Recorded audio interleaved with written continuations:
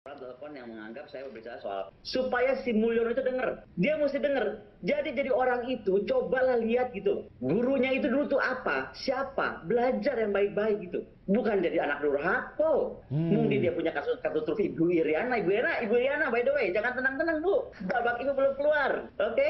Nah, ada Ibu Iriana. Jika tidak penting dan tidak menyangkut negara, tidak mungkin dititipkan ke saya.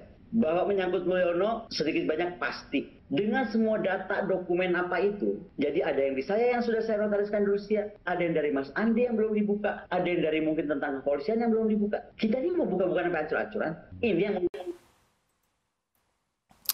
Bismillahirrahmanirrahim. Assalamualaikum warahmatullahi wabarakatuh. Sobat-sobat ngabarin kabar. Semoga selalu dalam keadaan sehat walafiat, serta diberikan rezeki yang halal, berkah, lancar, dan juga banyak.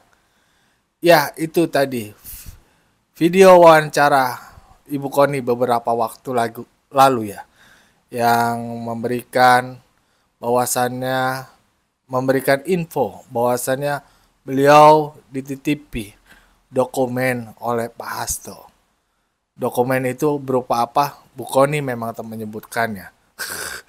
Tapi isu yang beredar, Bu Koni nyimpen video katanya. Nggak tahu video apa. Tapi bisa menggegerkan Indonesia. Pokoknya seperti bom waktu. Mengerikan bukan? Dan lu pada lihat juga kan. Bu Koni nasihatin Pak Mulyono itu sangat luar biasa. Bahkan Bu Iriana dibilang jangan seneng dulu Bu Iriana. Bu Koni luar biasa dari Rusia. Tapi ini ada klarifikasi terbaru ya dari Ibu Koni ya, yang dititipi Pak Hasto ke Bu Koni. Dokumen seperti apa? Apakah benar seperti isu yang beredar saat ini, video atau skandal-skandal yang ada sangkut pautnya dengan Pak Jokowi, Bu Iriana, dan juga keluarganya? Benarkah demikian? Nah, ini video klarifikasi Ibu Koni ya. Let's go, kita simak bersama. Bu Koni, ya, setelah Mas Hasto ditetapkan sebagai tersangka, Bu Koni bersuara cukup keras dan mengatakan bahwa ada bukti yang dititipkan oleh Mas Hasto kepada Bu Koni. Bisa dijelaskan seberapa kuat sebetulnya bukti yang diberikan oleh Mas Hasto kepada Bu Koni? Begini, pertama mesti dikoreksi, kata-kata itu bukan bukti. Yang saya sampaikan adalah saya dititipi dokumen dan dokumen itu bisa menjadi bom waktu. Itu kalimat saya. Oke. Saya lebihkan, saya kurangi. Dan saya bilang dokumen ya, artinya saya tidak bilang saya pegang video, saya tidak bilang saya pegang foto. Kenapa ini bisa saya sampaikan? Karena tidak lama dari saya bicara itu, kemudian beredarlah video-video atau apapun lah kepada saya terkait kasus terong Ibu Iriana. Oke. Dan banyak sekali YouTube itu mengarahkan seolah-olah karena saya bilang itu, maka kemudian ancaman saya terkait Ibu Iriana adalah terkait terong itu. Saya adalah orang yang sama sekali tidak mengurusi hidup pribadi orang. Oke. Karena saya sudah mengalami bagaimana ketika saya bersuara keras sejak Gibran kasus MK, itu suara saya terkeras kepada negara adalah ketika MK diacak-acak. Saya itu orang yang nggak pernah turun ke jalan. Hari itu saya turun ke depan istana. Apa yang dapat saya dapatkan adalah kasus file militer saya yang menjadi rahasia pengadilan militer, itu tentang urusan rumah tangga, itu bisa dipublish keluar dan dipakai untuk alat mendiskreditkan.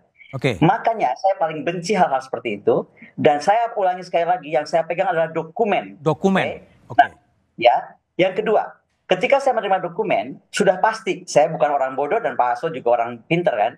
Kami tidak bisa menerima begitu saja, pasti ada perjanjian antara kami bahwa saya hanya sekedar dititipi, sehingga hak untuk mengeluarkan, mengedarkan, memindah tangankan, mentransfer, dan lain dan sebangsanya, itu hanya ada di tangan Pak Hasto Kristianto sebagai pemilik dokumen.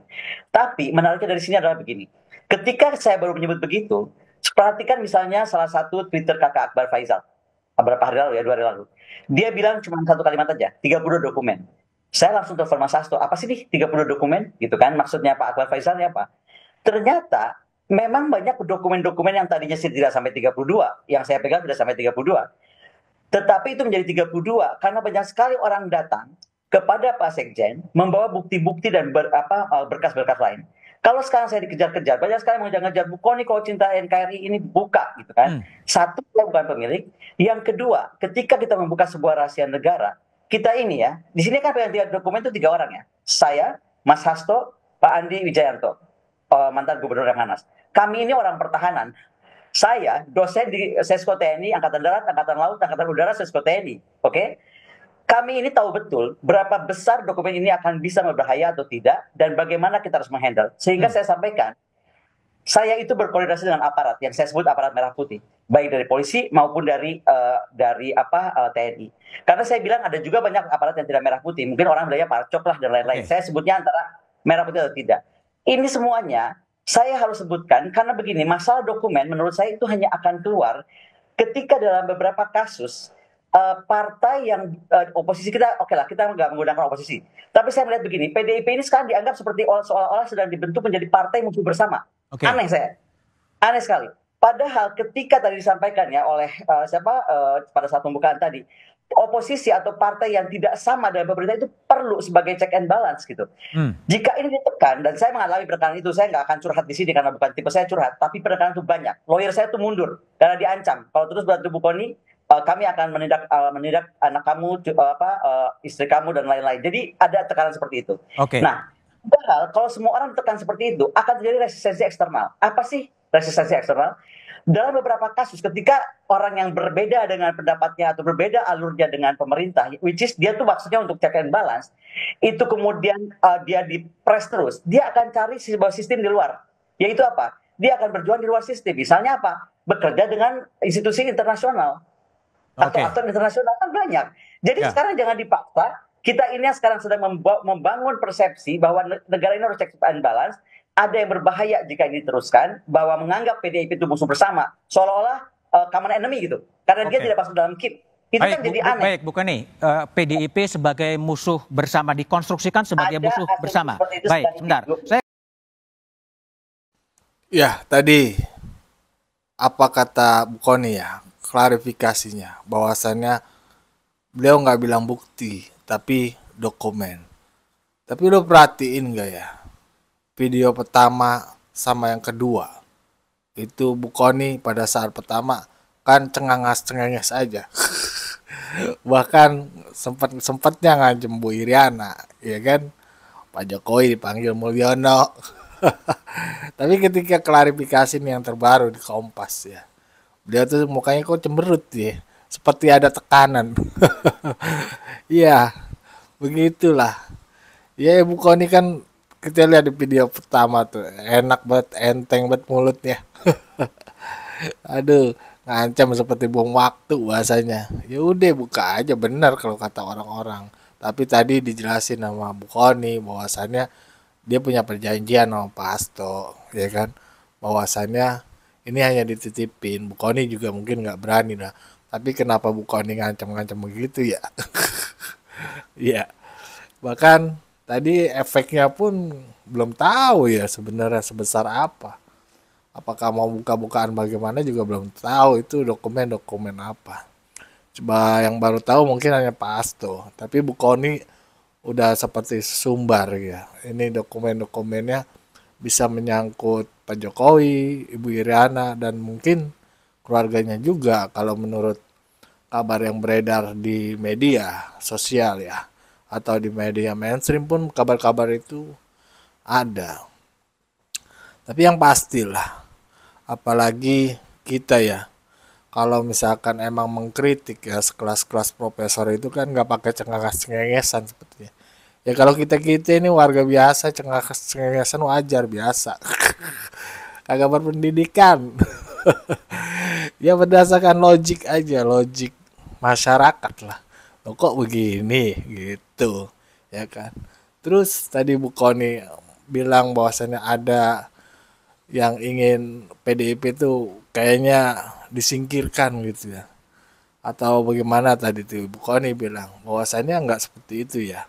Mungkin kalau partai-partai iya, tapi kalau masyarakat biasa kan ngeliatnya PDIP ini terlalu rajin nyerang Pak Jokowi, menyudutkan Pak Jokowi. Sepertinya semua itu salah Pak Jokowi.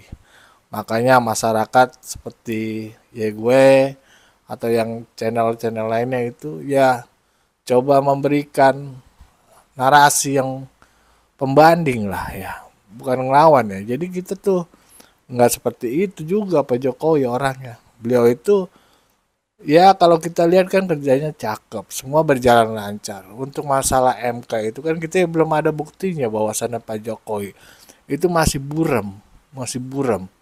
Faktanya itu belum ada kebenarannya bahwasannya emang Pak Jokowi itu yang menekan MK, belum ada. Kepastian itu belum ada.